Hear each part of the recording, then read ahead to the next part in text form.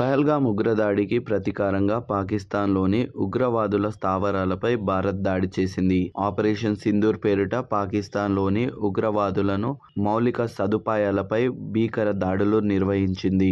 ఈ దాడుల్లో దాదాపు 80 మంది ఉగ్రవాదులు హతమైనట్లు భారత రక్షణ శాఖ పేర్కొంది. అయితే భారత్ జరిపిన ఈ దాడుల్లో India most wanted terrorist Masood Azhar కుటుంబం హతమయ్యింది. మసూద్ కు చెందిన బావాల్పూర్ స్థావరం పూర్తిగా నేలమట్టమయ్యింది. మసూద్ ఫ్యామిలీలో మొత్తం 14 మంది హతమైనట్లు ఆయన వెల్లడించారు. మరో 4 ఆయన అనుచరులు కూడా హతమయ్యారు.